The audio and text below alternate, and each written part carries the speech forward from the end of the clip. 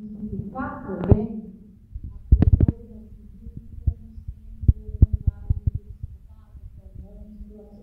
não trabalha desse jeito, tá? O narcisismo na psicanálise, ele pode ser tanto aquela pessoa que eu gosto de chamar de pavão, né? Que é a pessoa que pode tudo, ela sabe mais, ela quer mais, tudo ela, quer dizer, ela tem um conhecimento, ela tem uma beleza maior, ela é muito especial, né? Ela inveja o outro e se sente invejada pelo outro também, esse é um ponto importante. E também existe um outro ponto do narcisismo, que aqui a gente entra no TPB, no transtorno de personalidade borderline, que é a pessoa que nunca vai conseguir. Mas o border, gente, é extremamente perfeccionista, né? E geralmente são pessoas lindíssimas, inteligentíssimas, mas que estão sempre batendo na tecla do eu não vou conseguir, nunca vai ser bom o suficiente, né? Então, por que isso? Se a gente pensar em termos de narcisismo, porque o border depende do olhar do outro para que ele seja reconhecido. Isso em todas as esferas, né? Então, se eu tenho um self muito pobre no sentido de constituição mesmo de self, né? Muito primitivo, como é que eu vou me sentir bem sozinho, sem o olhar do outro, né? Então, na verdade, é por isso que isso provoca no border esses relacionamentos tempestuosos, muito intensos, né? Essa sensação de insegurança sempre, esse perfeccionismo imenso que o border tem, e esse vazio, né? Esse vazio que é chamado de crônico, mas eu resolvi desafiar a palavra crônica, né? E já foi muito criticada por isso, porque, na verdade, eu falei, o border tem cura, né? E muita gente falou, não, o border é crônico, não tem cura. E eu, assim, graças a Deus, eu falo assim com o maior orgulho, né? Que eu já tenho 10 casos de cura, de remissão completa de borders que realmente estão, sabe, completamente curados. O trabalho ainda precisa prosseguir, né? Mas eu acho que eu luto muito nesse sentido, pela conscientização e também pela modificação, né? Da percepção do ser humano. Eu acho que a gente não pode parar naquilo que a gente aprendeu. Então não é uma obra de Freud que vai me fazer parar até onde eu aprendi. Ele mesmo diz, né? A gente precisa continuar. Então eu continuo sempre e amo muito os meus pacientes. Esse jovem, ele tem também uma questão com o tempo. A gente não pode negar que a gente está vivendo uma revolução digital, né, gente? Que tem sentido, sim, na questão do narcisismo. Esses jovens chegam com uma queixa no seguinte sentido: eles não se sentem preparados, não conseguem projetar um tempo. Então, por exemplo, eu quero ser empresário, né? Na cabeça dele é uma tristeza tão grande, porque ele não consegue imaginar que ele tem todo um processo para chegar a esse sonho, né? A esses sonhos. E por que eu estou trazendo a revolução digital aqui? Porque esse jovem, ele é bombardeado com informações de que eu preciso agora, né? Eu necessito ser o melhor agora. Informações de propagandas que colocam na nossa cabeça que hoje é legal ter o Mercedes, mas amanhã é melhor ter a BMW. Então, esse jovem compra essa ideia e deprime, né? Então é importante sim pensar no nosso momento, né? Eu acho interessante, inclusive, o nosso momento atual de polarização, para que a gente tenha uma percepção de que a nossa sociedade em geral está borderline, narcisista e polarizada. Por que eu falo isso? Veja os fenômenos da eleição, né? Eu acho que foi um fenômeno assim, muito forte para a gente pensar e refletir sobre o narcisismo. Se você não concorda com a minha ideia, você não presta, né? Seja de que lado for, quer dizer, as pessoas estão realmente sem conseguir enxergar, né, o olhar do outro e realmente ter uma empatia. Eu acredito que por diversos fatores, acho que essas eleições mostraram realmente isso muito bem, né? De forma muito aguda, né? Assim, você é X, eu sou Y, e então, né, você não presta, você é um monstro, né? E, gente, empatia é a capacidade justamente que eu tenho, por exemplo, ser diferente da Cláudia e mesmo assim conseguir reconhecer que eu sou diferente da Cláudia, mas gostar dela da forma que ela é. Eu não preciso ser igual a Cláudia, né? Se eu sou narcisista, o que é que eu vou exigir da Cláudia? Que ela seja como eu sou. E aí fica muito complicado. Aí vem a questões de espelho também, né? Então vamos lá, gente, que eu fico meio verbonágica aí. Quando a gente fala em narcisismo na psicanálise, a gente está falando o seguinte: a pessoa vai construir uma imagem, tá? É preciso ter uma imagem para que o outro me observe, né? Então eu vou me apresentar para o outro de que maneira, né? Seja uma tribo, seja uma sociedade, seja uma pessoa, que imagem é essa que eu quero que o outro veja, né?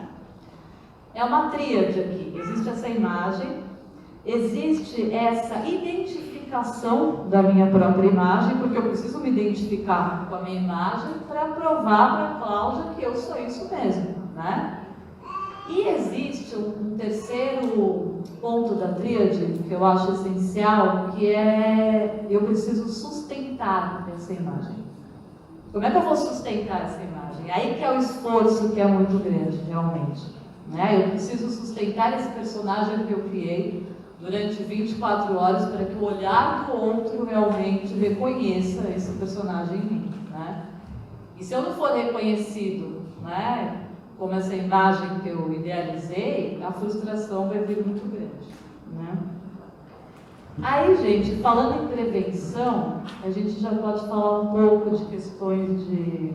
Me lembra aqui, quando eu estou falando dos jovens e o borderline tem essa questão também do abandono, né? Porque quando o outro abandona ele, na verdade, justamente o olhar do outro, né, através...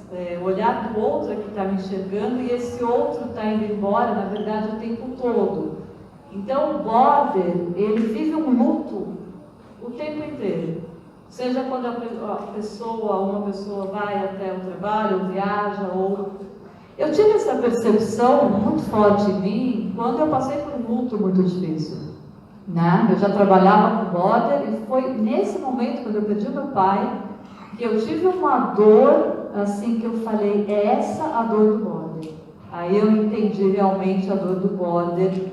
E aí eu comecei a criar esse método, porque aí eu realmente entendi que naquele momento eu tinha ido junto com meu pai. E esse o mecanismo, né? Quando a gente fala em luto e melancolia, do Freud, uma coisa é você estar enlutado. Você tem reconhecimento do objeto que você perdeu. Então, eu tenho um apego por esse óculos, eu perco esse óculos, né? Mas eu tenho reconhecimento, eu vou lidar com a perda desse óculos. Isso é muito importante, tá, gente? Se eu perco esse óculos e eu não sei o que eu perdi, porque eu e esse óculos, a gente estava tão envolto num sistema simbiótico, né? Aí eu vou estar passando por um processo de melancolia, tá? Que é um processo que o border passa, na verdade, com as perdas, né?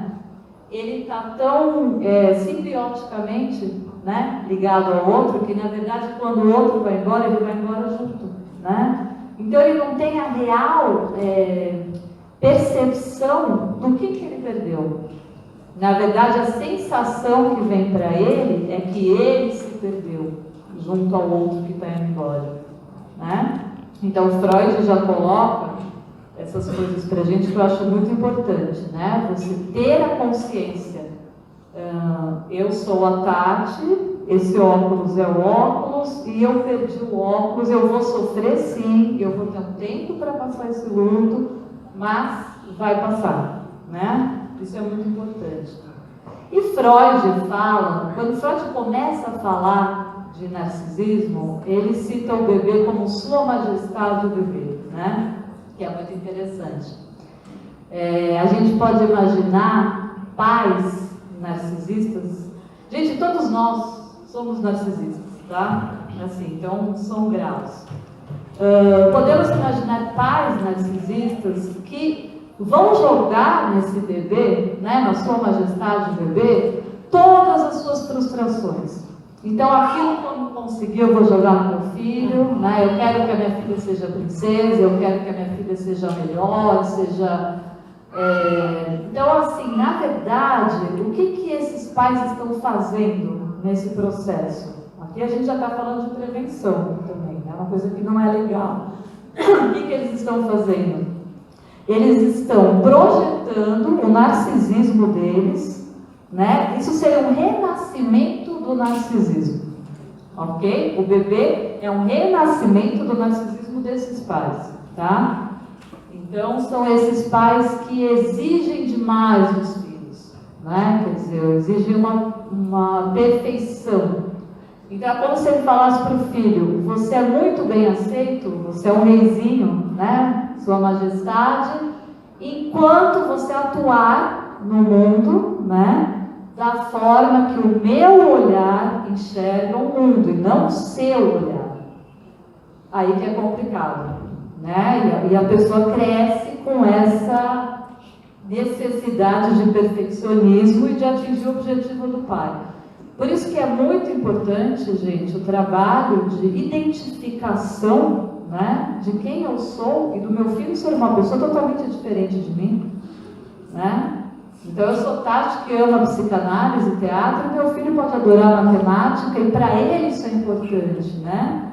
Então, aqui a gente está falando de empatia, respeito aos limites, aos prazeres, ao outro, à essência do outro, né?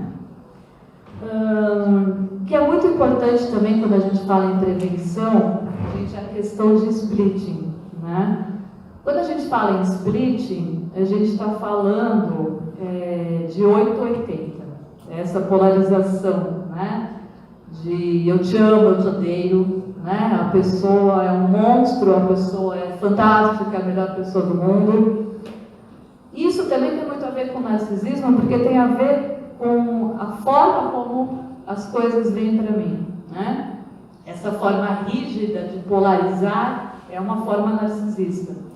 O Border tem muito isso, né? Grandes expectativas, pessoas que se tornam ídolos e de repente são monstros, né? Namoros que são terminados e a pessoa era o amor da vida dele, de repente essa pessoa é um psicopata, né? Então, uma forma, o que eu uso muito em consultório é trabalhar esse splitting no sentido de fazer com que o Border alcance esse meio termo, né? Ele sai dessa posição, o seu bebê majestade, né? E que ele aprenda realmente que a pessoa pode ter terminado com ele, pode ter defeitos, sim, e ele pode não querer nunca mais ver a pessoa, mas que essa pessoa tem qualidades também, né? Então isso é muito importante. Tirar a pessoa do splitting, eu acho que é o fator mais importante para o tratamento do borderline e do narcisista também, porque o narcisista ele funciona sempre com o mecanismo de negação e splitting, né? O tempo todo. Eu estou muito verborrágica? Estou, né? Me vem também uma coisa interessante para falar para vocês sobre Melanie Klein, né? Em relação a essa questão de como a gente enxerga o outro, né? E como a gente age em relação às coisas que a gente faz e o nosso olhar. A Melanie, ela vai falar de posições, né? Posições na vida. Então ela vai falar de, por exemplo, a posição esquizoparanoide, né? E a posição depressiva. Então vamos lá, gente. Estou aqui bebê e a minha mãe está sempre me mimando, né? Ela vem o tempo todo, eu grito, choro por ela, até hoje eu faço isso, ela está aqui comigo, mas enfim. Então, quando o bebê está na posição esquizoparanoide, é uma posição onde é muito difícil lidar com uma mãe que vem me acolher, ela vem me dar o seio, ela vem me alimentar, mas ela se afasta. Opa, minha mãe está se afastando, ela está me abandonando, né? O que a Melanie fala que eu acho muito bonito, que é justamente a posição depressiva, né? Que é a capacidade do bebê, dentro da estrutura dele, que ele já começa a criar ali esse narcisismo, ou esse não narcisismo, esse olhar do outro, né? Essa capacidade de odiar sim a mãe quando ela vai embora, né? Sentir culpa porque ele acredita que ele foi responsável por a mãe ter ido embora, mas com a diferença da posição esquizoparanoide. A diferença é o seguinte: ele consegue perceber que a mãe é alguém que independe dele. Ele é uma pessoa e a mãe é outra pessoa. E aí, o que a Melanie faz? E aí o amor vai derrubar o ódio que ele sente da mãe. Então aqui a gente está vendo uma forma muito interessante de já se combater o narcisismo numa idade muito pequena, né? Quer dizer, o bebê já tem essa capacidade realmente de conseguir, através do amor dele, aceitar que a mãe se afaste, mesmo entrando numa posição depressiva, né? Então eu acho muito bacana esse amor vencendo, né? O ódio, a raiva da mãe. Então é isso, gente. Eu acho que é interessante falar também que quando a gente fala do narcisista, a gente está falando, né, que a gente falou dessa tríade, isso causa um fascínio. O narcisista tem um fascínio que é importante a gente colocar, que também é muito confundido, que é tanto pelo belo quanto pelo avesso do belo, né? Então tem a música do Caetano, né? Que Narciso acha feio, que não é espelho, né? Que é o avesso do avesso do avesso, né? Vale a pena lembrar um pouquinho também do mito de Narciso, quando Narciso era um rapaz extremamente belo e que tinha consciência da sua beleza, né? E eu já falei do mito de Narciso, não, né? Do DDA. Então tá. E aí a gente vem dessa palavra narquê, né? De entorpecimento com a própria beleza, de admiração à própria beleza. E a Eco era uma ninfa muito verborrágica, assim como eu, né? Gostava de falar. E ela recebe uma maldição que ela só vai poder repetir a última frase, né, do que alguém falar. E um certo dia, Narciso encontra Eco num bosque. E os dois se percebem ali e Narciso vai falar: quem está aí? E Eco vai responder: quem está aí? E Narciso: mas tem alguém aí? E Eco: mas tem alguém aí? Percebam, na verdade, o narcisismo é o eco do outro refletido em mim mesmo, tá? É isso. E aí, Narciso também recebe uma maldição de que ele não pode se olhar. Ele é muito belo para poder se olhar. Só que aí, num determinado momento, ele se depara com um lago e ele olha para esse lago e ele fica entorpecido com a beleza dele e ele mesmo se afoga nesse lago, né? Então ele morre pela própria beleza. Esse mito já ilustra bem, né, essas relações de enxergar o mundo. É muito importante, gente, a gente sempre perceber, eu acho que quando a gente fala em prevenção, autoconhecimento é essencial, né? Enxergar o outro exige sim que eu enxergue antes. Se eu não enxergar, eu não vou enxergar o outro. Não adianta, né? O processo tem que ser daqui para cá, né? Então, sempre essa autoanálise o tempo todo. Isso precisa seguir com a gente o tempo inteiro, né? Quem eu sou. Outra coisa muito importante, todos nós aqui temos preconceitos, né? Mas é preciso derrubar esses preconceitos. certo? Os preconceitos e os preconceitos. É muito importante que a gente pense, por que eu estou tendo preconceito em relação a tal grupo ou a tal pessoa? Tá? Porque o preconceito diz muito daquilo que eu sou, ou que eu quero ser, ou por que isso me traz raiva. Então, derrubar preconceitos é uma forma de libertação narcísica também, né? É muito importante esse exercício o dia todo, né? O exercício de se julgar. Então, por exemplo, eu senti inveja, assim, né? Sei lá, tal colega teve uma recompensa e eu senti inveja. É impossível, preciso que a gente assuma esses sentimentos para que a gente consiga não esconder da gente mesmo, porque o que mais o nosso inconsciente vai estar fazendo é negação. Você inveja porque ela é uma droga mesmo, né? Então, ele vai estar dando um jeito da gente se boicotar a própria informação que a gente está tendo, né? Então eu fiz isso por isso. Não, eu fiz isso porque eu senti isso, eu tenho que reconhecer que eu senti isso, né? Então, isso é uma forma de prevenção ao nosso próprio narcisismo, né? E, deixa eu ver aqui, nossa, quase uma hora, né, que eu estou aqui, tá gravando. Eu acho que é mais ou menos isso. Eu gostaria de saber se vocês têm dúvida em relação, e eu tenho um exercício também, que eu gostaria de fazer, mas eu gostaria de saber se alguém tem alguma dúvida em relação ao borderline, de repente a diferença borderline e o transtorno narcisista, né? Se alguém quiser fazer uma pergunta. Oi. Microfone, por favor. Boa tarde. Boa tarde.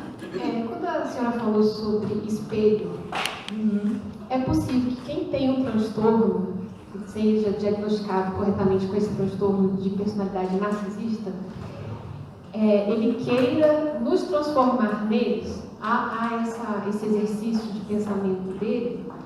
Ótimo. Qual é o seu nome? Paula. Tá. E a segunda pergunta, se for possível, eu não sei a diferença entre a psicanálise e a psicologia de orientação psicanalítica. Ok. Obrigada. Então, Paula, o narcisista, quando ele, na verdade, ele nem consegue enxergar o outro. Na verdade, o outro não seria uma transformação, tá? Do outro para o que... Eu não quero transformar você naquilo que eu sou, mas eu já preciso reconhecer em você aquilo que eu sou. Tem uma pequena diferença aí. Mas, é claro que isso vai levar, né? Eu agindo dessa forma, obviamente, eu vou querer transformar você, entende? Mas não é um processo consciente, né? Quer dizer, eu quero que você seja da forma que eu sou, né? Então, eu me projeto em você, tem essa relação de espelho. Então, eu quero que a Paula seja da forma que eu sou. E, obviamente, se eu começar a perceber que a Paula não é, isso vai me incomodar muito, né? Isso está fugindo daquilo que me forma e que forma o nosso contato, né? A psicanálise, na verdade, é onde tudo começa, né? A psicanálise é ali onde o ser humano é descoberto não somente como pessoas que não conseguem andar, né? Quer dizer, pessoas que não conseguem andar histéricas, né? Que na verdade tem questões psíquicas, né? A psicanálise, ela é diferente da psicologia no sentido, eu acho que eu sempre gosto de falar assim, a psicanálise ela vai pegar a sua queixa inicial e ela vai trabalhar a sua queixa daqui para trás, tá? E de uma forma talvez um pouco sutil, mas também brutal e doída demais, porque ela não deixa escapar nada, né? Ela vai te trucidar mesmo e pegar seus monstros, né? E te cutucar para que você me traga uma resposta. Eu nunca vou te dar uma resposta. Eu vou cutucar seu inconsciente para que você chegue para mim e fale, é isso. E é muito bacana quando isso acontece, né? Quando a gente tem essa... E a psicologia já segue aí, pode ser comportamental, então a pessoa dá exercícios e... Quer dizer, é um outro tipo uma outra maneira de lidar com o ser humano, as duas muito válidas, né? Eu acho que elas podem se complementar, aliás, eu acho muito triste essa divisão, né? Se a gente pensar lá atrás, os psicólogos eram massacrados, eles eram filósofos, né? Quer dizer, e hoje em dia é o que acontece com o psicanalista, então... Mas eu acho que são linhas bem diferentes que podem se unir aí, né? E é isso. Respondi? Oi. Onde começa o narcisismo e o border? Então, o border, tá, boa pergunta, depende. Da tradução onde começa o narcisismo e o border? Ok. Na sua visão, né, de psicanalista? Sim. Na minha visão de psicanalista, o narcisismo vai começar nessa fase já bebê, aonde o meu espelho é a minha mãe, né? Geralmente a minha mãe, né? Ou a imagem mais próxima. A gente usa a mãe porque geralmente é a mãe. E como é que eu vou lidar com esse espelho, né? Aquilo que eu falo, quando a mãe se afasta e eu sou capaz de reconhecer que essa mãe é um outro indivíduo, né?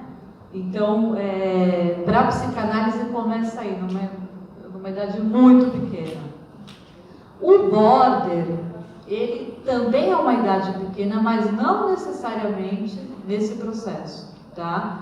O border, ele pode, geralmente, eu acredito, tá? Pelos estudos que eu faço, pelos pacientes que eu atendo, e que é uma idade entre 4 a 6 anos, ou 3 a 6, é uma idade bem típica de um início aí dessa perda desse self, né? Dessa identidade. Então, que mais tarde vai eclodir, entende? Então, na verdade, o border, quando ele tem a primeira sensação de abandono, ele já teve isso, ele já teve essa sensação pequenininha, né? Mas ele só vai perceber isso mais tarde. Então, de repente, ali com 17 anos, né? Hoje em dia os borders estão vindo para os consultórios bem mais cedo, né?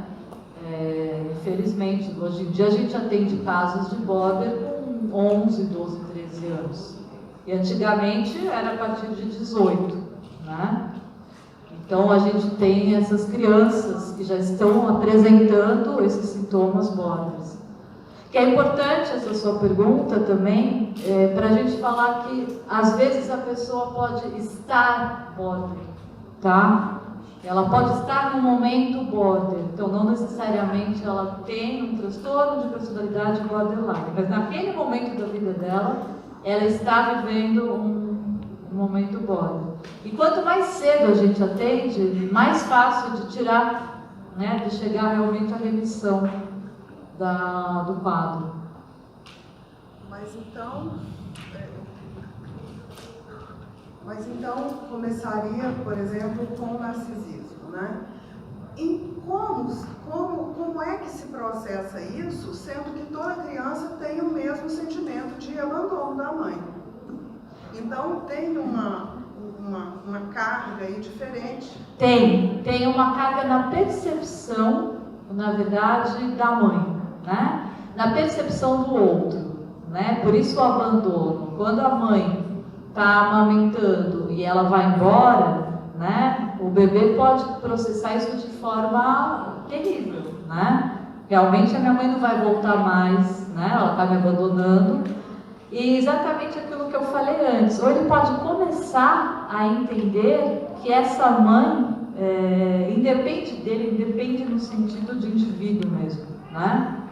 Da existência dela. Então, ele é uma pessoa como o bebê e a mãe é outra pessoa. Agora, é importante a gente falar que no caso do border, muitas vezes essa quebra se dá mais tarde. Pode ser com abuso sexual, sim, não necessariamente, tá? E eu não acho que seja realmente 70% dos casos. Pode ser uma fantasia da criança de abandono. Às vezes ela viu como abandono, né?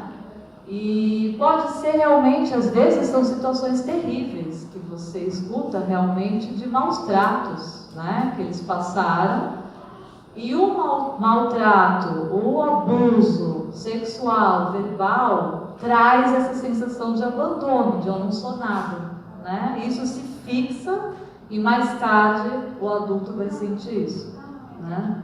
Então, nessa criança, por exemplo, que sente esse afastamento da mãe, para ela ter esse tipo de consequência, vamos dizer, comportamental, talvez então a mãe seria uma interação, a mãe realmente às vezes tem essa falta, porque senão todo bebê teria o mesmo processo, a não ser que isso seja químico.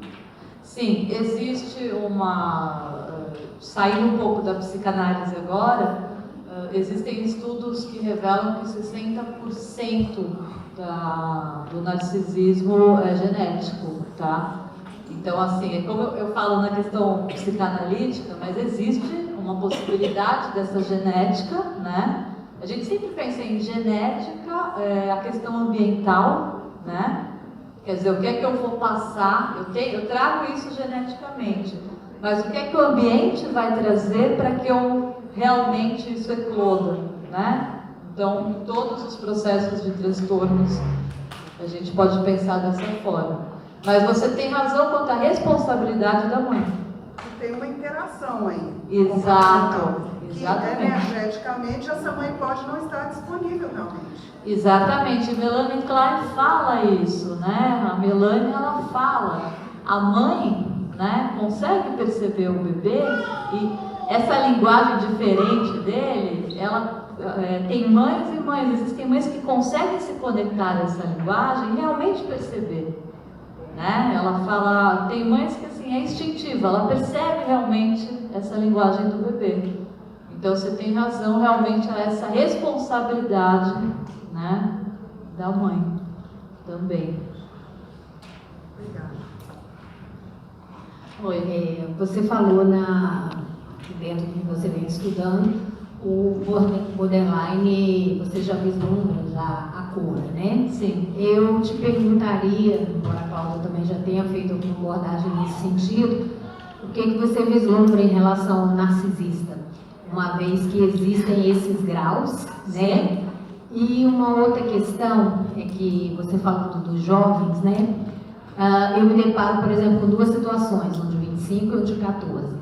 E dentro desse panorama atual que a gente vem vivenciando, no mundo globalizado, da internet, dessa coisa toda, fica um pouco difícil, às vezes, você identificar se o filho é narcisista, se ele, né? E eu queria saber de você como que a gente pode estar orientando, porque me chamou muita atenção essa coisa de você falar que eles querem que meio que a coisa caia, eu quero agora, eu quero ser um empresário hoje, eu quero ser o melhor engenheiro, eu quero tudo hoje. E nós, como mães, que a gente vem se deparando com isso, na tua visão psicanalista, como que a gente pode estar orientando esses jovens? Legal, e é muito importante orientar mesmo. Você sabe que nos Estados Unidos já é feito, né? Pais narcisistas ou border já tem um processo lá de orientação aos filhos, né? De prevenção. E aqui, enfim. Mas, primeiro você me perguntou da cura, né? Então, eu tive essa experiência com uma média, por enquanto, de 10 pacientes, né? Que obtiveram a cura.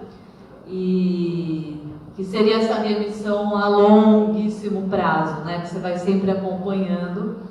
Eu acho que quando é um transtorno de personalidade narcisista, é mais complicado, porque aí é muito complicado, primeiro, que a pessoa busque ajuda. Porque o narcisista não se reconhece narcisista. Ele é o último que vai se reconhecer narcisista, né? E se alguém falar para ele que ele é narcisista, ele vai ficar maluco, ele vai falar, imagina, né? Você está viajando, você tá me invejando, né? Eu acho que esse é um ponto muito importante, buscar ajuda, né? Então, alguém que tenha um perfil realmente muito narcisista, vai achar que ajuda é besteira, não vai buscar, né? Agora, graus, por exemplo, a gente encontra no transtorno histriônico, de personalidade histriônica, borderline, paranoide, em vários transtornos, transtorno dependente, né? Quando eu dependo de seres humanos, né? A gente encontra narcisismo também, e eu acho que todos são, eu acho que a cura é possível para todos, né? Eu sou uma grande sonhadora nesse sentido, mas uma sonhadora com os pés muito no chão, né? Otimista. Agora, já realmente pro transtorno de personalidade narcísica, que é já, né, onde a pessoa já está muito, o mecanismo de defesa está muito alto, né? É muito complicado você lidar com esses mecanismos, né? A gente tem no transtorno de personalidade narcisista uma pessoa que muitas vezes é dita que ela é quase um psicopata, né? Ele é um psicopata que tem um sofrimento, na verdade.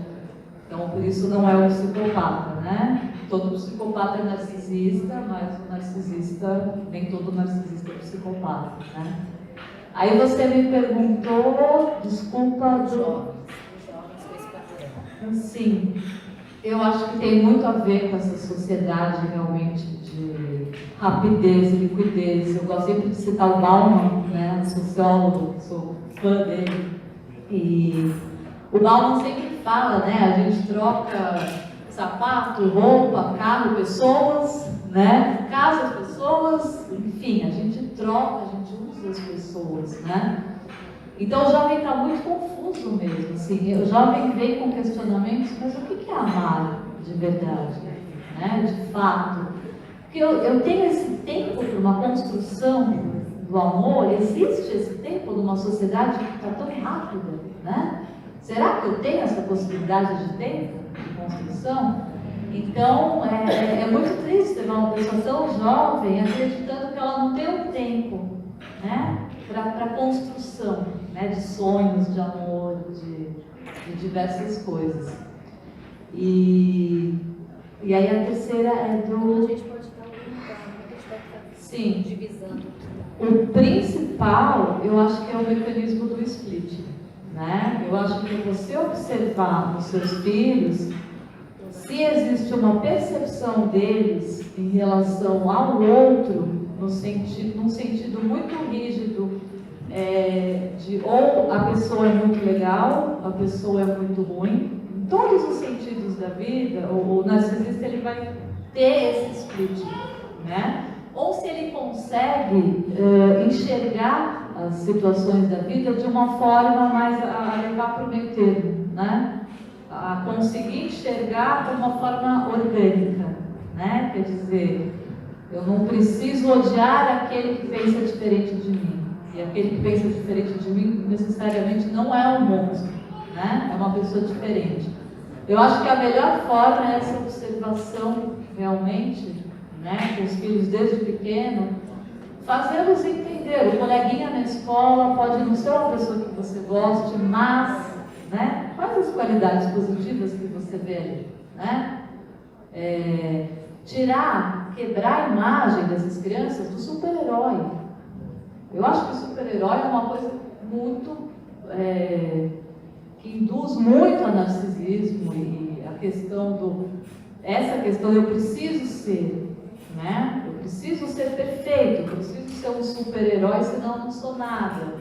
Aí a gente volta para aquela questão narcísica, onde a pessoa é perfeccionista e nunca consegue, e nunca pode. Por quê? Se a expectativa é ser um super-herói, eu não vou conseguir mesmo, né? É tão utópico eu me achar muito melhor do que todo mundo, quanto eu me achar muito pior do que todo mundo. Esses dois polos estão vivendo em utopia. Então eu diria para você que eu acho que o melhor mecanismo é a quebra realmente desse split, dessa separação, né? Sempre para o meio termo, né?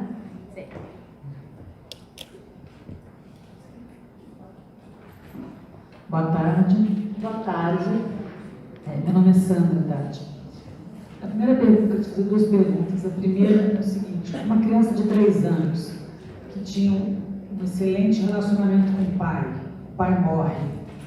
Essa criança necessariamente, ou seja, obrigatoriamente, pela questão da perda, da gravíssima perda, ela vai desenvolver borderline obrigatoriamente? Ou dependendo da condução, ela está livre, né? E a outra pergunta é, quando você recebe um adolescente no seu consultório, quais são as 2 ou 3 perguntas matadoras que você faz para identificar se é borderline? Obrigada. O luto é sim um fator muito forte para, em vários casos existe realmente a presença do luto, da perda, né? Numa idade pequena, como vários, que pode levar a vários tipos de transtorno, não necessariamente o borderline. Então, não necessariamente, dependendo de como a mãe ou a família, né, como é que essa criança vai passar esse luto, né, se ele vai estar amparado durante essa fase do luto, isso vai depender muito, não necessariamente ele vai ser borderline, tá? Muitas vezes o border tem uma estrutura muito boa, ele nunca perdeu ninguém, né? Ele nunca teve contato com morte, com familiares, pessoas próximas que morreram, e ele traz essa sensação de luto, tá? Então é algo muito mais no sentido de sensação de vazio, é como se algo foi arrancado, né, o tempo todo, do que realmente um luto, mas pode acontecer, né? Pode acontecer também. As 3 perguntas bombas, eu acho que o mais importante, eu, por exemplo, não vou naquela ideia de que o border é a pessoa que se corta, e eu acho que é muito complicado para você definir que alguém tenha um transtorno borderline. O que eu acho mais importante é essa questão de self, de percepção de quem eu sou, né? O que eu vejo como mais forte no border é a falta de percepção de quem eu sou. Eles estão totalmente sem percepção, né? E isso gera uma angústia muito grande, né? Uma dor muito grande e uma busca por preencher esse vazio, né?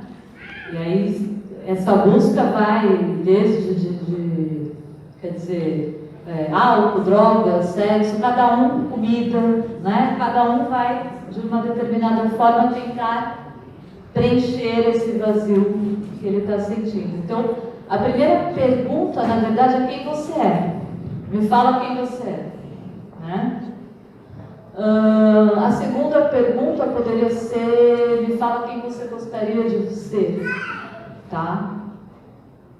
Você vê aí expectativas, como é que ele está dentro da realidade dele. Uma terceira pergunta seria em relação a limites, né? Porque o border realmente tem, geralmente, essa falta de limites, né? Então, eu acho que são 3 perguntas aí que caberiam. Ou formas de boicote, né? Também. De que forma você se boicota, né? Que o border pode se boicotar se cortando, mas não, ele pode se boicotar comendo muito, né? Então isso é muito importante a gente perceber, gente, não é essa imagem que se criou na mídia que o border é a pessoa que pega a gilete e se corta inteira, não é. O depressivo se corta, o esquizofrênico se corta, tá? O bipolar se corta. Então, essa imagem errada. O border também se corta, né? Aqui, oi. Boa tarde. Aqui? Oi, Eduardo. Meu nome é Viviane. É o seguinte, durante a tua explanação, Você disse que o narcisismo, ele passa o tempo todo de mecanismo de negação e split. E eu não consegui fechar o split. Você pode voltar nisso para mim, por favor? Tá. Obrigada. A negação seria o processo de justamente não reconhecer que eu estou projetando em você a mim mesmo, né? Esse mecanismo é o tempo inteiro, né? Por que o split? Porque, na verdade, o split é justamente o oposto desse meio termo, dessa condição de eu enxergar o outro. Exato, é o 880 que a gente fala, né? Então, é o monstro e o santo, né? Isso, o splitting é uma condição que está presente, muito, muito presente em todo o ser narcisista, né? Nada. Acabou, gente? Boa tarde. Tudo bem, doutora? Tudo bem. A louca para falar com vocês, eu não ansiosa. Doutora, o borderline se confunde com um diagnóstico narcisístico, ou uma coisa complementa a outra, porque você citou a questão do perfeccionismo, e desde a primeira pauta, já com a doutora Cláudia, eu estou trazendo essa questão à tona. Sim. Até que ponto o perfeccionista tem característica borderline, e se isso traz um gancho para o narcisismo, como que a gente pode entender entender o diagnóstico desse transtorno, por exemplo? Tá. Quando a gente pensa no perfeccionismo do border, né? É esse narcisismo, esse perfeccionismo no sentido de eu nunca vou conseguir, né? É diferente, por exemplo, de uma pessoa que é muito perfeccionista, mas que chega a um momento onde ela realmente transtorno. Tudo que é transtorno é algo que incomoda e atrapalha o meu dia a dia, né? Eu posso ter um perfeccionismo muito grande, mas eu sei lidar com isso, né? Agora, esse perfeccionismo que já está ditado, já tá dito como fracasso, tudo que eu fizer é um fracasso, né? Então, aí se encaixa muito no border, né? Entra também, porque o narcisista ele vai ter os dois polos. Ele vai ter esse polo de eu não sou nada, eu acho que eu devo morrer, eu não presto, eu nunca vou conseguir fazer uma coisa boa. E ele tem o polo pavão, né? Que é o lado eu sou melhor do que todo mundo, né? E as pessoas não reconhecem isso, e eu estou aqui esperando que reconheçam, né? Por que ninguém reconhece que eu sou melhor? E esses dois polos podem se chocar, muitas vezes. Todo narcisista é borderline ou depende do... Não. Todo borderline tem um narcisismo no transtorno, mas não todo narcisista é border, tá? Nada. Boa tarde, Alice. Obrigada pela sua presença. Obrigada. Estou emocionada de estar com você. Obrigada. Presencialmente aqui, te acompanho muito online. Obrigada. Eu sempre, como psicóloga, eu acho difícil a gente chegar em diagnósticos, né? Quando, principalmente, chega alguém que já veio do psiquiatra, né? Sim. Ele vem com aquele diagnóstico. Com aquele rótulo, né? É bipolar. Ele é narcisista. Narcisista até o psiquiatra não usa muito. Ele é bipolar, né? E normalmente, ao longo da minha experiência de 20 anos, eu quase não recebi de um psiquiatra esse trabalho falando do border, né? Eu acho que é uma coisa que talvez eles não dominem muito. Então eu queria que você aqui para nós precisasse um pouco dessa diferença, o que é um border e um bipolar, esse é um paradigma para a gente poder entender, e até para eu entender mais ainda, porque às vezes até eu me sinto um pouco assim, qual dos dois diagnósticos eu estou. Só mais uma pergunta dentro disso. O bipolar a gente pode diagnosticar através de um exame, né? Que tem lá alguma alteração bioquímica. E se isso confirma para você, se você concorda com isso? Geralmente, há 10 anos atrás, quando eu comecei a trabalhar com border, os diagnósticos todos eram bipolaridade, né? Então a pessoa tinha oscilação de humor, ela era bipolar, né? Existem vários tipos de bipolaridade, mas eu vou falar em geral, tá? Dessa diferença do border para o bipolar. Primeiro, uma coisa muito importante que você falou, a bipolaridade é uma questão química, é cérebro, né? A gente não está falando de personalidade, a gente está falando aqui de uma questão química que pode ser, que vai ter que ser curada com um remédio. E tem que ser com remédio mesmo, gente. Eu acho que assim, eu sou totalmente a favor quando a questão é química, né? E existe, claro, a questão dos exageros, né, das indústrias farmacêuticas, eu concordo com isso, mas eu acho que tem que ter, né? O bipolar, geralmente, tá? Nem sempre, mas geralmente, ele vai ter períodos de depressão e períodos de mania mais extensos, mais prolongados, tá? E a bipolaridade, ele vai mudar de humor sem precisar de um fator externo para mudar de humor. Então isso é muito essencial. Então de repente eu estou aqui, estou alegre, e de repente me vem uma sensação muito ruim, uma vontade de morte, de choro. O bipolar funciona muito assim, né? O border, ele precisa de um fator externo. Geralmente ele é muito guiado, o border é totalmente guiado pelo fator externo. Aí a gente pode até falar do olhar do outro, né? Quer dizer, se ele recebe uma informação que vem para ele como crítica, né? Ou algo que ele automaticamente vai oscilar. Então o border pode chegar a oscilar 20 vezes por dia, até mais, né? O bipolar, no quadro misto de bipolaridade, também pode, tá? Mas é diferente porque é pensar que vai vir de dentro, entende? Que esse sentimento vai vir de dentro e não de um estímulo de fora. Eu acho que essa é a principal para a gente conseguir diagnosticar. E a questão da química, né? Eu acho que eu acabei falando. Não existe, por exemplo, o bipolar, a gente não tem como ver numa ressonância, num exame, a bipolaridade, mas, quer dizer, através quando você, por exemplo, bipolar está tomando um lítio, e você constantemente vai observando o litiograma, e você vai vendo que realmente essa química está sendo alterada, né? Geralmente é sempre questão de dopamina, inclusive nos surtos mais maníacos, né? Então, essa questão. E existem bipolares que têm o transtorno de personalidade borderline. Eu tenho alguns pacientes assim, então ele tem, infelizmente, a questão química e a questão da personalidade, né?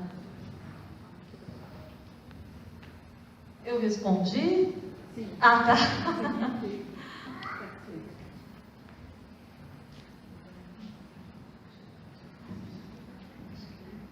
Doutora, eu de novo. Oi. Gostei do negócio. Estou preocupada, na verdade. Sério? Estou me autoanalisando aqui já. Isso é bom. Doutora, pessoas com transtorno borderline e bipolarismo, enfim, tem propensão à adicção? Ou uma coisa leva a outra com mais facilidade? Sim, muito. Vou te explicar até porque em cada caso é diferente. Na bipolaridade, como a bipolaridade também é uma doença onde a pessoa leva muito tempo até chegar um profissional e se assumir doente, né? Então, o que esses pacientes fazem? Bipolares e esquizofrênicos também se automedicam, né? Então, se automedicam, às vezes é cocaína, é maconha, é álcool, né? Muito álcool. É uma forma inconsciente até de estar se tratando, de estar se aliviando de sintomas que ele tem, né? No caso do border, é mais por uma questão de não ter limites, né? O border ele tem às vezes uma sensação de que ele precisa extravasar, né? Tudo é tão intenso, ele precisa viver assim, tudo em 24 horas. Então ele precisa amar intensamente, ele precisa ter o melhor sexo, ele precisa experimentar aquilo que ele não experimentou, ele precisa comer muito, ele precisa... Então o border tem essa sensação de precisar experimentar tudo muito intensamente, e muitas vezes ele acaba indo para as drogas por causa disso, né?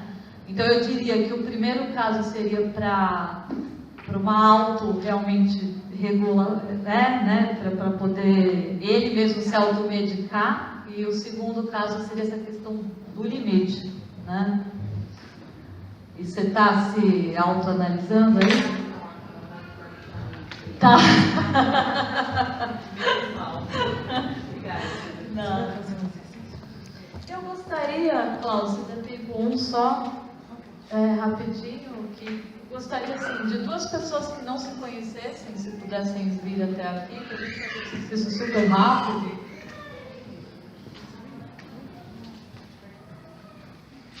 Alguém se candidata?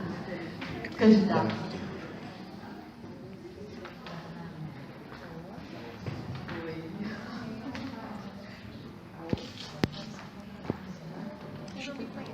Quem não conhece ela, gente, assim, é uma coisa super simples, mas é legal. Ela é de empatia, né? Oi. Então, assim, gente, esse é aquilo que eu estava falando do pré-conceito, né? A gente olha, a gente já julga, né? Então, vamos fazer o seguinte. A gente não tá... Você vai olhar para ela, você vai falar tudo que tiver a respeito dela. Ela é uma pessoa sonhadora, ela é uma pessoa mais emotiva, uma pessoa mais racional. Como é que você vê? Só olhando para ela, como é que você a vê? Vamos lá? E depois você vai responder para ela se você concorda ou não com isso. Eu enxergo nela mais racional, mais centrada, preocupada com as pessoas em volta. Eu vejo isso assim. Ela não se arruma demais, parece, então ela está mais preocupada em volta e ela mais centrada. Ok, o que ela te disse agora condiz com quem você é? Legal, legal. Vamos fazer agora o oposto? Você falando dela. Primeiro, ela é uma pessoa muito bonita, né? É linda, Tem carinha de modelo. É verdade. Pra ser modelo. E não tô aqui pra puxar a saca de ninguém, não. Desde a primeira vez que eu a vi, assim, entrando, eu falei, nossa, que moça bonita, né? E eu acho que ela, apesar de muito bonita, acho que ela pode ser um pouco insegura. E apesar de esse sorriso muito bonito, eu acho que pode estar um pouquinho sofrido. É isso que eu vejo. E está muito de preto. O que você está vivendo? Você é psicoterapia? Não. Olha que legal. Então, nesse abraço, a gente se identificou, a gente se abraçar. Legal. Vocês veem que às vezes é um exercício simples, né, gente? Já cria uma conexão, né? E é muito importante isso. Exatamente, disso tudo. De verdade. Obrigada. Gente, obrigada. E isso, pessoal, muito obrigada, tá?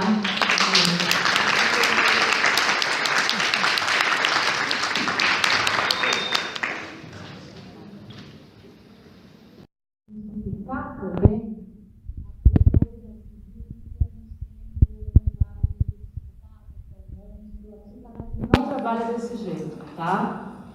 O narcisismo na psicanálise, ele pode ser tanto aquela pessoa que eu gosto de chamar de pavão, né? Que é a pessoa que pode tudo, ela sabe mais, ela quer mais, tudo ela...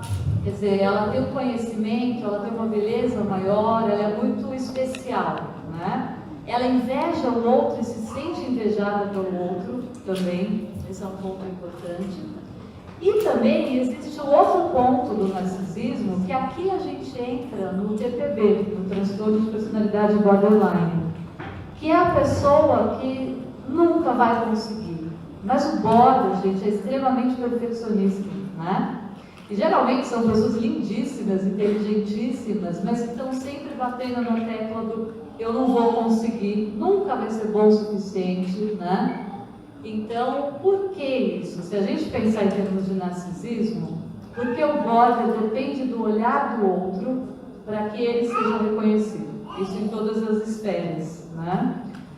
Então, se eu tenho um self muito pobre no sentido de constituição mesmo de self, né? Muito primitivo, como é que eu vou me sentir bem sozinho, sem o olhar do outro, né? Então, na verdade, é por isso que isso provoca no border esses relacionamentos tempestuosos, muito intensos, né? Essa sensação de insegurança sempre, esse perfeccionismo imenso que o border tem, e esse vazio, né?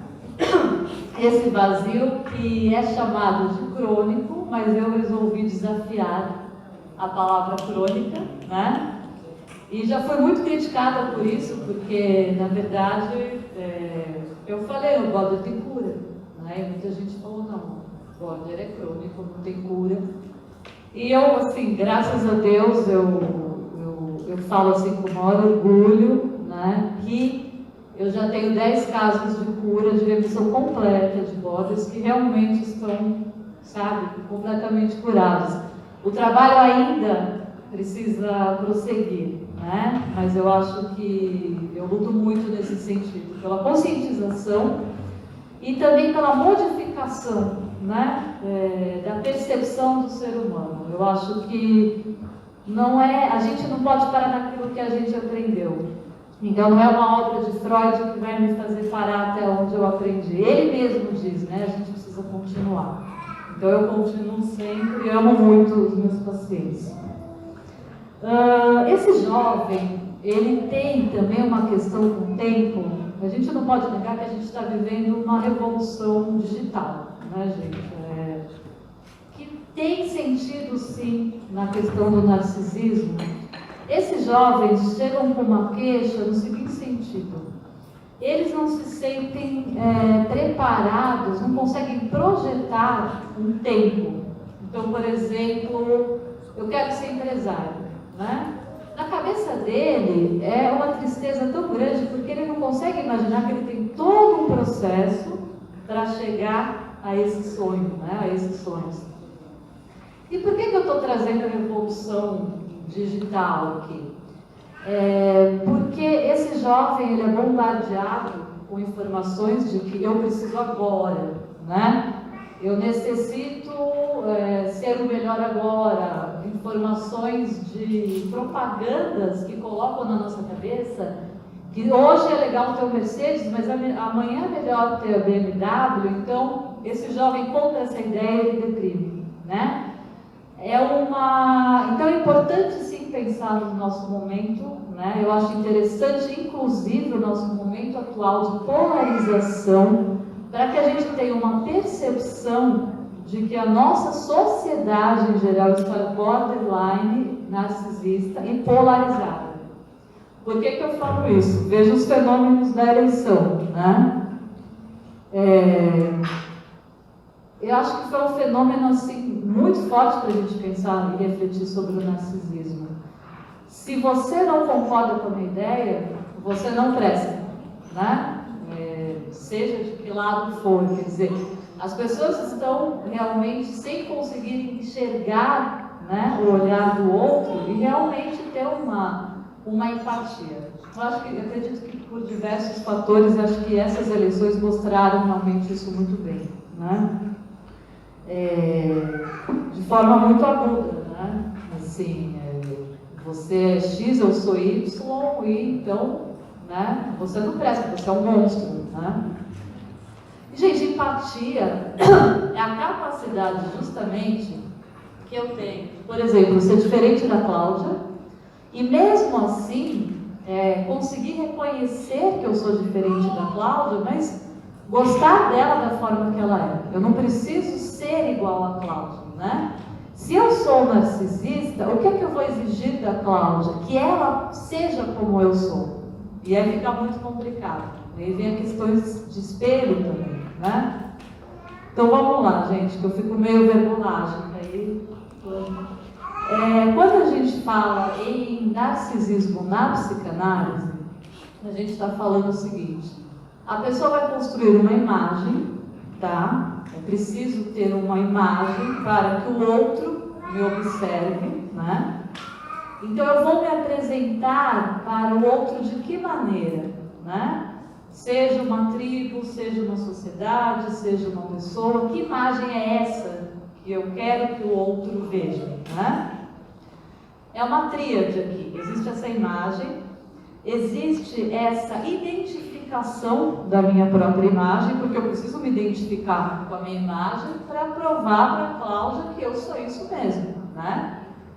E existe um terceiro ponto da tríade que eu acho essencial, que é: eu preciso sustentar essa imagem. Como é que eu vou sustentar essa imagem? Aí que é o esforço que é muito grande, realmente, né? Eu preciso sustentar esse personagem que eu criei durante 24 horas para que o olhar do outro realmente reconheça esse personagem em mim, né? E se eu não for reconhecido, né, como essa imagem que eu idealizei, a frustração vai vir muito grande, né? Aí, gente, falando em prevenção, a gente já pode falar um pouco de questões de... Me lembra aqui, quando eu estou falando dos jovens, e o borderline tem essa questão também do abandono, né? Porque quando o outro abandona ele, na verdade, justamente o olhar do outro, né, através... o olhar do outro é que está me enxergando, e esse outro está indo embora, na verdade, o tempo todo. Então, o border, ele vive um luto o tempo inteiro. Seja quando uma pessoa vai até o trabalho, ou viaja, ou... Eu tive essa percepção muito forte em mim quando eu passei por um luto muito difícil, né? Eu já trabalhava com border, e foi nesse momento, quando eu perdi o meu pai, que eu tive uma dor, assim, que eu falei: é essa a dor do border. Aí eu entendi realmente a dor do border, e aí eu comecei a criar esse método, porque aí eu realmente entendi que naquele momento eu tinha ido junto com meu pai. E é esse o mecanismo, né? Quando a gente fala em luto e melancolia, do Freud, uma coisa é você estar enlutado. Você tem reconhecimento do objeto que você perdeu. Então, eu tenho um apego por esse óculos, eu perco esse óculos, né? Mas eu tenho reconhecimento, eu vou lidar com a perda desse óculos. Isso é muito importante, tá, gente? Se eu perco esse óculos e eu não sei o que eu perdi, porque eu e esse óculos, a gente estava tão envolto num sistema simbiótico, né? Aí eu vou estar passando por um processo de melancolia, tá? Que é o processo que o border passa, na verdade, com as perdas, né? Ele está tão simbioticamente, né, ligado ao outro, que na verdade quando o outro vai embora, ele vai embora junto, né? Então ele não tem a real percepção do que ele perdeu. Na verdade, a sensação que vem para ele é que ele se perdeu junto ao outro que está indo embora, né? Então Freud já coloca essas coisas para a gente, que eu acho muito importante, né? Você ter a consciência, eu sou a Tati, esse óculos é o óculos, e eu perdi o óculos, eu vou sofrer sim, eu vou ter um tempo para passar esse luto, mas vai passar, né? Isso é muito importante. E Freud fala, quando Freud começa a falar de narcisismo, ele cita o bebê como Sua Majestade o bebê, né? Que é muito interessante. A gente pode imaginar pais narcisistas. Gente, todos nós somos narcisistas, tá? Assim, então são graus. Podemos imaginar pais narcisistas que vão jogar nesse bebê, né, na Sua Majestade o bebê, todas as suas frustrações. Então, aquilo que eu não consegui, eu vou jogar no meu filho, né? Eu quero que a minha filha seja princesa, eu quero que a minha filha seja melhor, seja... Então, assim, na verdade, o que esses pais estão fazendo nesse processo? Aqui a gente já está falando de prevenção também, né? Uma coisa que não é legal. O que eles estão fazendo? Eles estão projetando o narcisismo deles, né? Isso seria um renascimento do narcisismo, ok? O bebê é um renascimento do narcisismo desses pais, tá? Então, são esses pais que exigem demais dos filhos, né? Quer dizer, exigem uma perfeição. Então, é como se ele falasse para o filho: você é muito bem aceito, você é um reizinho, né? Sua Majestade, enquanto você atuar no mundo, né? Da forma que o meu olhar enxerga o mundo, e não o seu olhar. Aí que é complicado, né? E a pessoa cresce com essa necessidade de perfeccionismo e de atingir o objetivo do pai. Por isso que é muito importante, gente, o trabalho de identificação, né, de quem eu sou e do meu filho ser uma pessoa totalmente diferente de mim, né? Então, eu sou Tati, que ama psicanálise e teatro, e meu filho pode adorar matemática, e para ele isso é importante, né? Então, aqui a gente está falando de empatia, respeito aos limites, aos prazeres, ao outro, à essência do outro, né? Que é muito importante também quando a gente fala em prevenção, gente, a questão de splitting, né? Quando a gente fala em splitting, a gente está falando de 880, essa polarização, né? De eu te amo, eu te odeio, né? A pessoa é um monstro, a pessoa é fantástica, é a melhor pessoa do mundo. Isso também tem muito a ver com narcisismo, porque tem a ver com a forma como as coisas vêm para mim, né? Essa forma rígida de polarizar é uma forma narcisista. O border tem muito isso, né? Grandes expectativas, pessoas que se tornam ídolos e de repente são monstros, né? Namoros que são terminados e a pessoa era o amor da vida dele, de repente essa pessoa é um psicopata, né? Então, uma forma, o que eu uso muito em consultório é trabalhar esse splitting no sentido de fazer com que o border alcance esse meio termo, né? Ele sai dessa posição, o seu bebê majestade, né? E que ele aprenda realmente que a pessoa pode ter terminado com ele, pode ter defeitos, sim, e ele pode não querer nunca mais ver a pessoa, mas que essa pessoa tem qualidades também, né? Então isso é muito importante. Tirar a pessoa do splitting, eu acho que é o fator mais importante para o tratamento do borderline e do narcisista também, porque o narcisista ele funciona sempre com o mecanismo de negação e splitting, né? O tempo todo. Eu estou muito verborrágica? Estou, né? Me vem também uma coisa interessante para falar para vocês sobre Melanie Klein, né? Em relação a essa questão de como a gente enxerga o outro, né? E como a gente age em relação às coisas que a gente faz e o nosso olhar. A Melanie, ela vai falar de posições, né? Posições na vida. Então ela vai falar de, por exemplo, a posição esquizoparanoide, né? E a posição depressiva. Então vamos lá, gente. Estou aqui bebê e a minha mãe está sempre me mimando, né? Ela vem o tempo todo, eu grito, choro por ela. Até hoje eu faço isso, ela está aqui comigo, mas enfim. Então, quando o bebê está na posição esquizoparanoide, é uma posição onde é muito difícil lidar com uma mãe que vem me acolher, ela vem me dar o seio, ela vem me alimentar, mas ela se afasta. Opa, minha mãe está se afastando, ela está me abandonando, né? O que a Melanie fala que eu acho muito bonito, que é justamente a posição depressiva, né? Que é a capacidade do bebê, dentro da estrutura dele, que ele já começa a criar ali esse narcisismo ou esse não narcisismo, esse olhar do outro, né? Essa capacidade de odiar sim a mãe quando ela vai embora, né? Sentir culpa porque ele acredita que ele foi responsável por a mãe ter ido embora, mas com a diferença da posição esquizoparanoide. A diferença é o seguinte: ele consegue perceber que a mãe é alguém que independe dele. Ele é uma pessoa e a mãe é outra pessoa.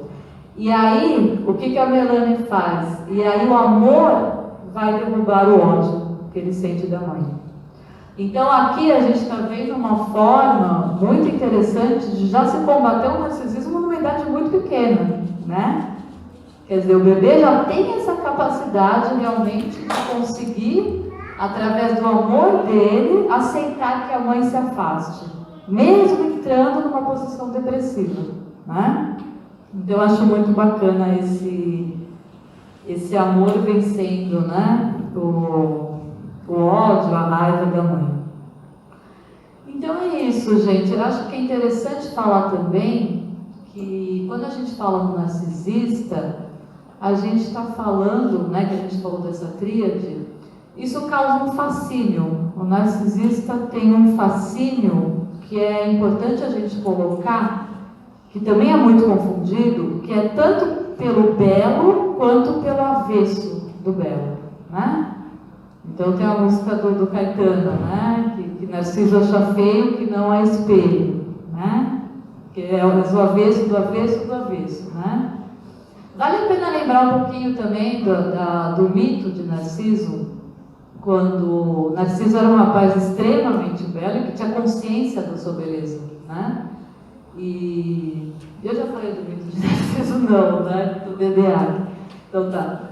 E aí a gente vem dessa palavra narquê, né? De entorpecimento com a própria beleza, de admiração à própria beleza.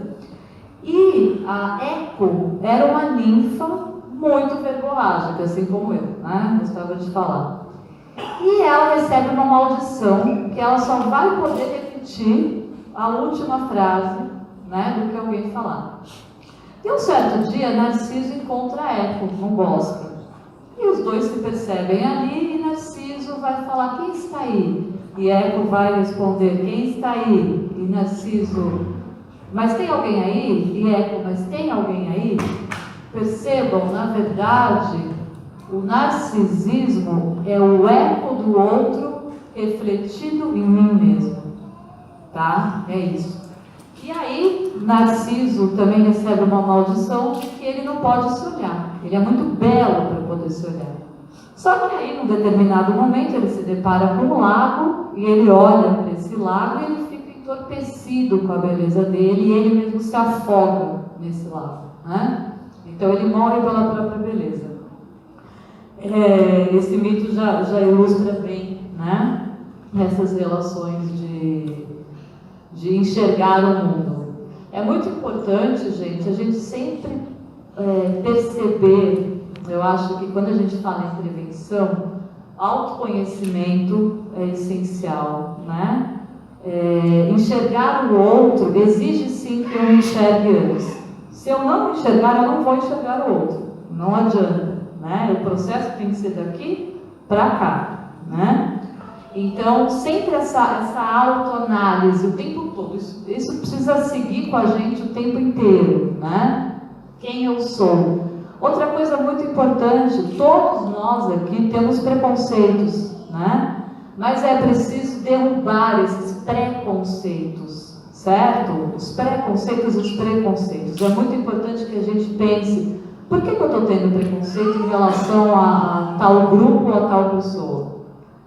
Tá? Porque o preconceito diz muito daquilo que eu sou, ou que eu quero ser, ou por que isso me traz raiva. Então, derrubar preconceitos é uma forma de libertação narcísica também, né? É muito importante esse exercício o dia todo, né? O exercício de se julgar. Então, por exemplo, eu senti inveja, sim, né? Sei lá, tal colega teve uma recompensa e eu senti inveja. É impossível, é preciso que a gente assuma esses sentimentos para que a gente consiga não esconder da gente mesmo, porque o que mais o nosso inconsciente vai estar fazendo é negação. Você inveja porque ela é uma droga mesmo, né? Então ele vai estar dando um jeito da gente se boicotar a própria informação que a gente está tendo, né? Então eu fiz isso por isso. Não, eu fiz isso porque eu senti isso, eu tenho que reconhecer que eu senti isso, né? Então isso é uma forma de prevenção ao nosso próprio narcisismo, né? E, deixa eu ver aqui, nossa, quase uma hora, né, que eu estou aqui até gravando.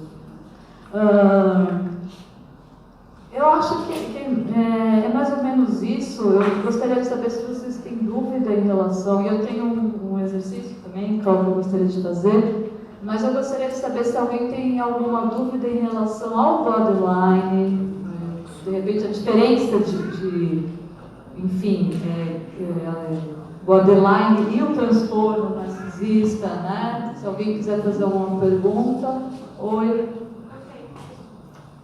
Microfone, por favor. Boa tarde. Boa tarde.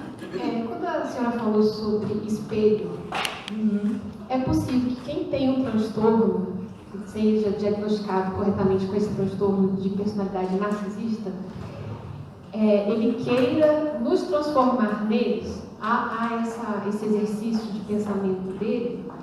Ótimo. Qual é o seu nome? Paula. Tá. E a segunda pergunta, se for possível, eu não sei a diferença entre a psicanálise e a psicologia de orientação psicanalítica. Ok. Obrigada.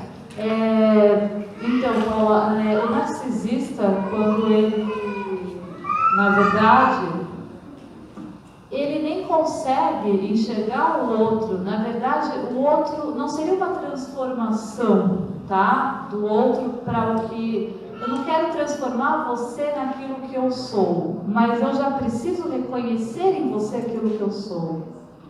Tem uma pequena diferença aí.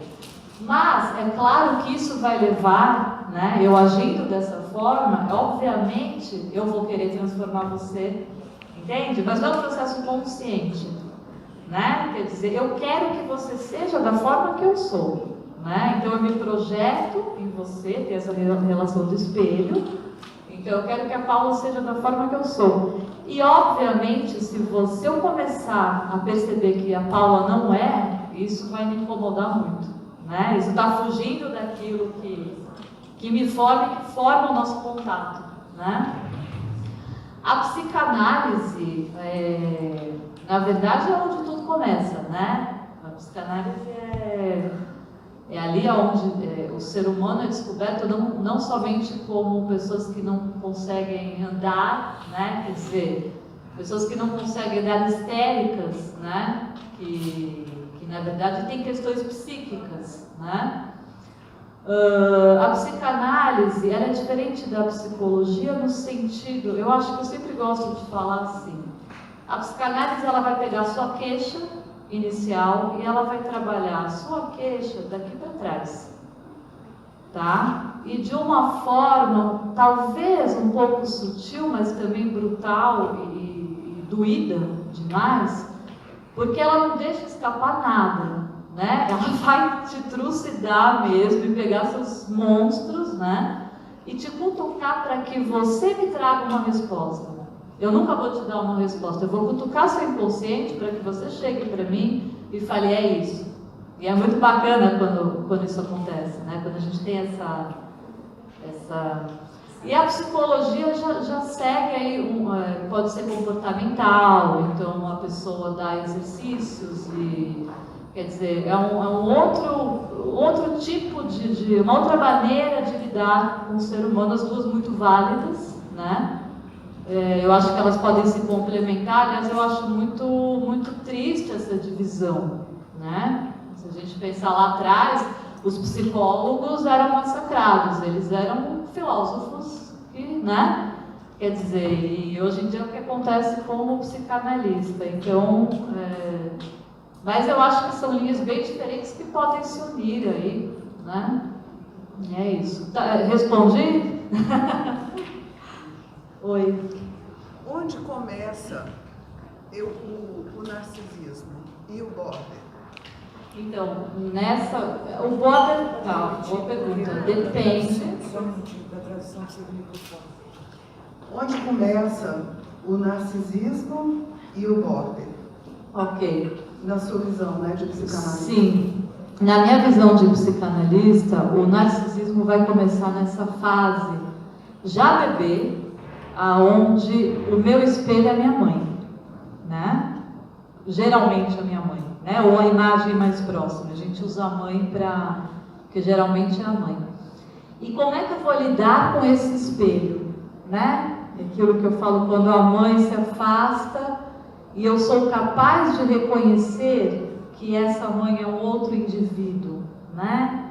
Então, para a psicanálise começa aí, numa idade muito pequena. O border, ele também é uma idade pequena, mas não necessariamente nesse processo, tá?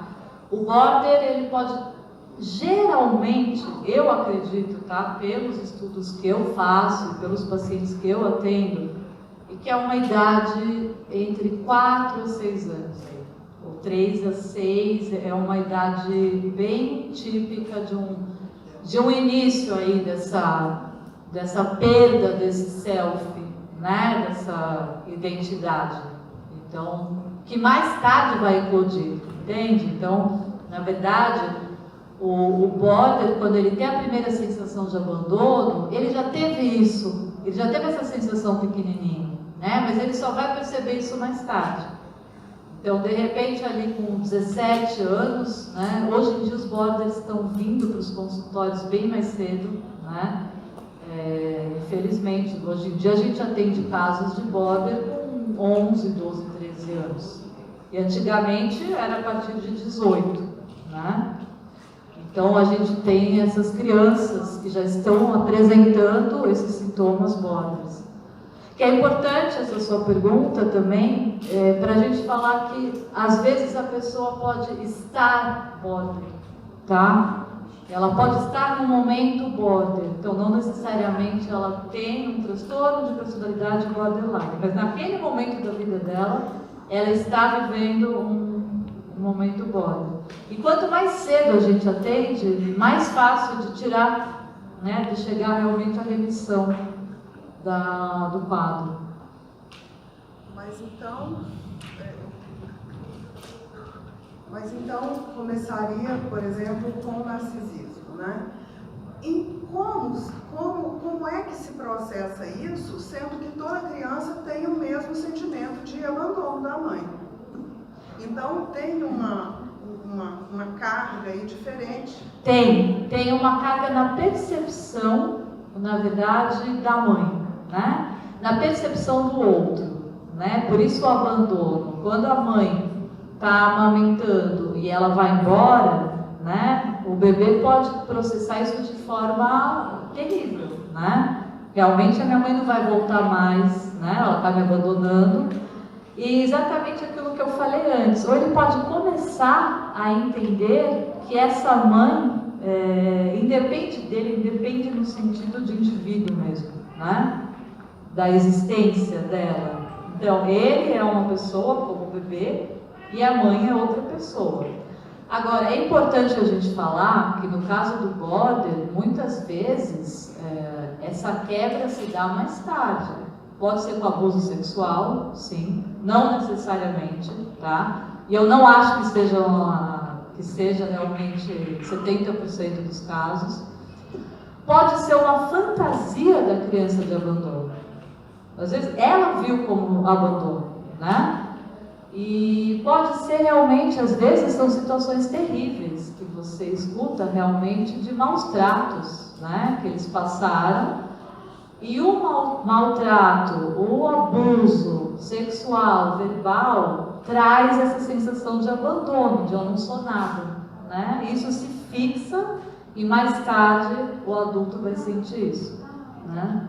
Então, nessa criança, por exemplo, que sente esse afastamento da mãe, para ela ter esse tipo de consequência, vamos dizer, comportamental, talvez então a mãe seria uma interação, a mãe realmente às vezes tem essa falta, porque senão todo bebê teria o mesmo processo, a não ser que isso seja químico.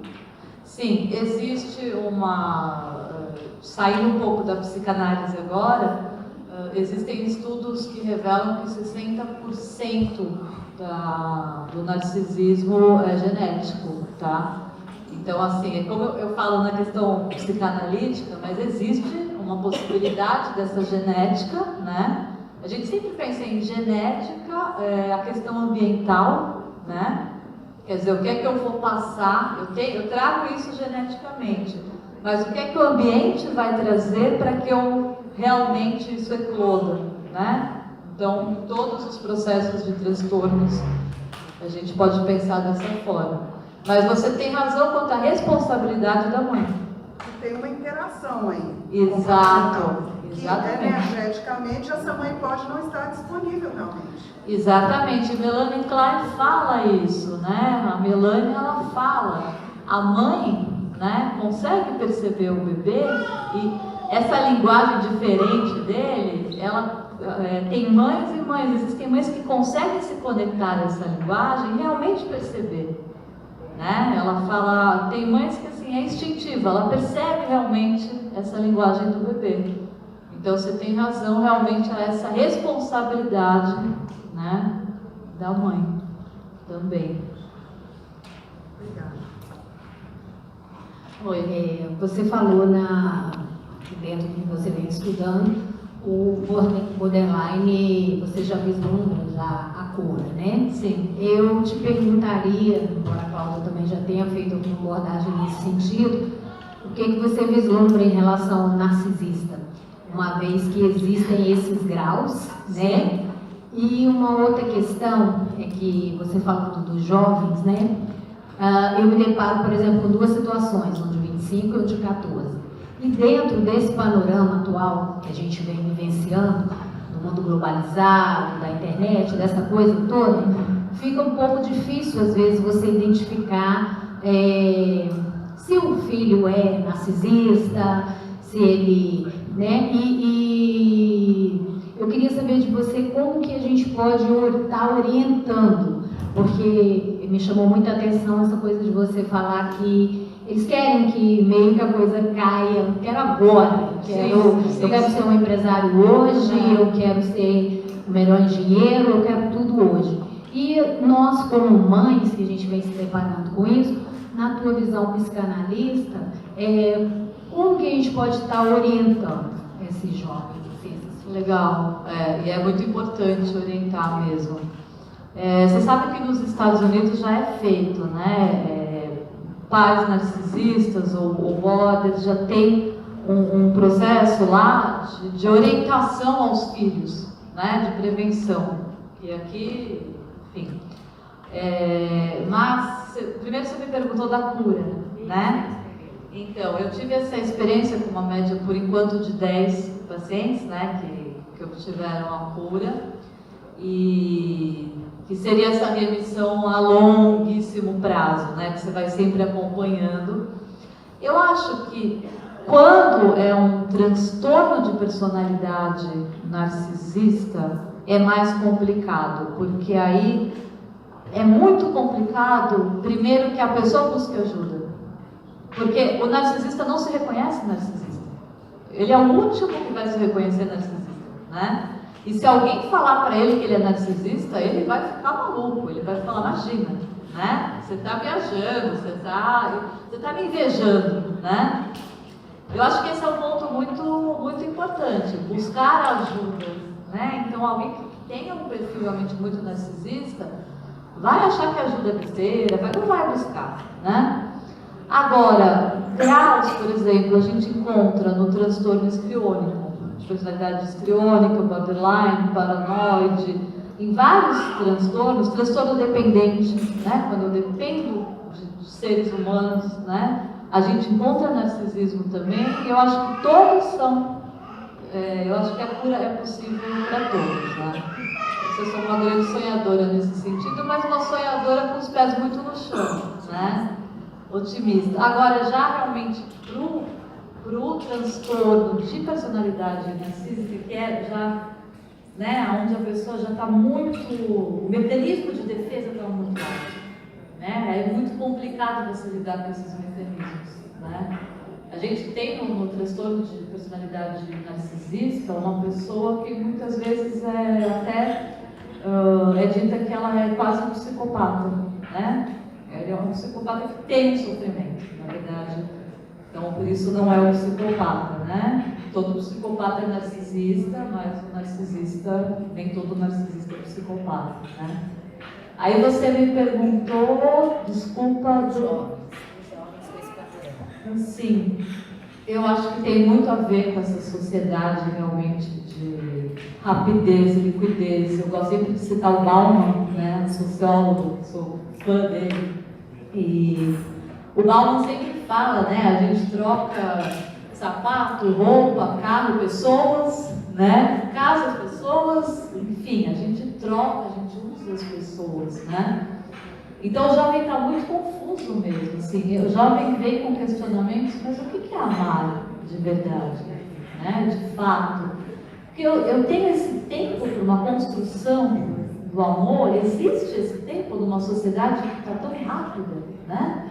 Será que eu tenho essa possibilidade de tempo de construção? Então, é muito triste ver uma pessoa tão jovem acreditando que ela não tem um tempo, né, para construção, né, de sonhos, de amor, de diversas coisas. E aí a terceira é do... A gente pode dar um sim, divisando. O principal, eu acho que é o mecanismo do split, né? Eu acho que você observar nos seus filhos, se existe uma percepção deles em relação ao outro, num sentido muito rígido, de ou a pessoa é muito legal, a pessoa é muito ruim, em todos os sentidos da vida, o narcisista ele vai ter esse split, né? Ou se ele consegue enxergar as situações da vida de uma forma mais a levar para o meio termo, né? A conseguir enxergar de uma forma orgânica, né? Quer dizer, eu não preciso odiar aquele que pensa diferente de mim. E aquele que pensa diferente de mim necessariamente não é um monstro, né? É uma pessoa diferente. Eu acho que a melhor forma é essa observação realmente, né, com os filhos desde pequeno, fazê-los entender. O coleguinha na escola pode não ser uma pessoa que você goste, mas, né, quais as qualidades positivas que você vê ali, né? Quebrar a imagem dessas crianças do super-herói. Eu acho que o super-herói é uma coisa muito que induz muito a narcisismo e a questão essa questão eu preciso ser, né? Eu preciso ser perfeito, eu preciso ser um super-herói, senão eu não sou nada. Aí a gente volta para aquela questão narcísica, onde a pessoa é perfeccionista e nunca consegue, e nunca pode. Por quê? Se a expectativa é ser um super-herói, eu não vou conseguir mesmo, né? É tão utópico eu me achar muito melhor do que todo mundo, quanto eu me achar muito pior do que todo mundo. Esses dois polos estão vivendo em utopia. Então eu diria para você que eu acho que o melhor mecanismo é a quebra realmente desse split, dessa separação, né? Sempre para o meio termo, né? Sim.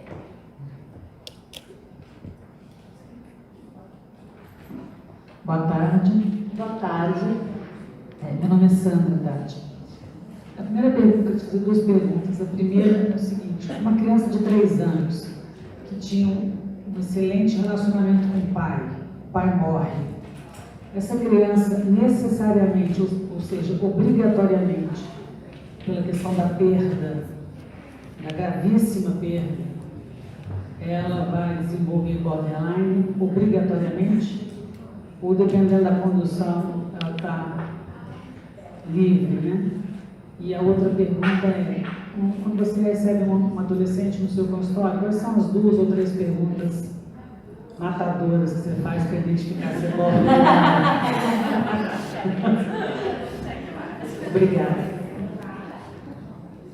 O luto é sim um fator muito forte para, em vários casos, existe realmente a presença do luto, da perda, né? Numa idade pequena, como vários, que pode levar a vários tipos de transtorno, não necessariamente o borderline. Então, não necessariamente, dependendo de como a mãe ou a família, né, como é que essa criança vai passar esse luto, né, se ele vai estar amparado durante essa fase do luto, isso vai depender muito, não necessariamente ele vai ser borderline, tá? Muitas vezes o border tem uma estrutura muito boa, ele nunca perdeu ninguém, né? Ele nunca teve contato com morte, com familiares, com pessoas próximas que morreram, e ele traz essa sensação de luto, tá? Então é algo muito mais no sentido de sensação de vazio, é como se algo foi arrancado, né, o tempo todo, do que realmente um luto, mas pode acontecer, né? Pode acontecer também. As 3 perguntas bombas, eu acho que o mais importante, eu, por exemplo, não vou naquela ideia de que o border é a pessoa que se corta, eu acho que é muito complicado para você definir que alguém tenha um transtorno borderline. O que eu acho mais importante é essa questão de self, de percepção de quem eu sou, né?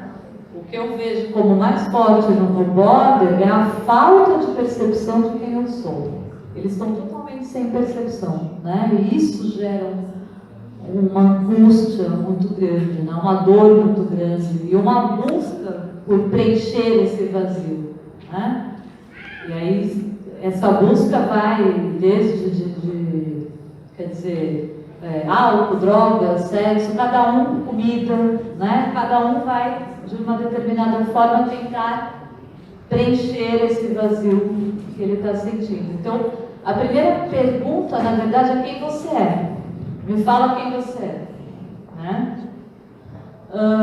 A segunda pergunta poderia ser, me fala quem você gostaria de ser, tá? Você vê aí expectativas, como é que ele está dentro da realidade dele. Uma terceira pergunta seria em relação a limites, né? Porque o border realmente tem, geralmente, essa falta de limites, né? Então, eu acho que são 3 perguntas aí que caberiam. Ou formas de boicote, né? Também. De que forma você se boicota, né? Que o border pode se boicotar se cortando, mas não, ele pode se boicotar comendo muito, né? Então isso é muito importante a gente perceber, gente, não é essa imagem que se criou na mídia que o border é a pessoa que pega a gilete e se corta inteira, não é. O depressivo se corta, o esquizofrênico se corta, tá? O bipolar se corta. Então, essa imagem é errada. O border também se corta, né? Aqui, oi. Boa tarde. Aqui. Oi, tá do lado. Meu nome é Viviane. É o seguinte, durante a tua explanação, você disse que o narcisismo, ele passa o tempo todo de mecanismo de negação e split. E eu não consegui fechar o split. Você pode voltar nisso para mim, por favor? Tá. Obrigada. A negação seria o processo de justamente não reconhecer que eu estou projetando em você a mim mesmo, né? Esse mecanismo é o tempo inteiro, né? Por que o split? Porque, na verdade, o split é justamente o oposto desse meio termo, dessa condição de eu enxergar o outro, exato, é o 880 que a gente fala, né? Então é o monstro e o santo, né? E isso, o splitting é uma condição que está presente, muito, muito presente em todo o ser narcisista, né? Nada. Acabou, gente? Boa tarde. Tudo bem, doutora? Tudo bem. A louca para falar com você, estava ansiosa. Doutora, o borderline se confunde com o diagnóstico narcisístico, uma coisa complementa a outra, porque você citou a questão do perfeccionismo, e desde a primeira pauta, já com a doutora Cláudia, eu estou trazendo essa questão à tona. Sim. Até que ponto o perfeccionista tem característica borderline, e se isso traz um gancho para o narcisismo, como que a gente pode entender entender o diagnóstico desse transtorno, por exemplo? Tá. Quando a gente pensa no perfeccionismo do border, né? É esse narcisismo, esse perfeccionismo no sentido de eu nunca vou conseguir, né? É diferente, por exemplo, de uma pessoa que é muito perfeccionista, mas que chega a um momento onde ela realmente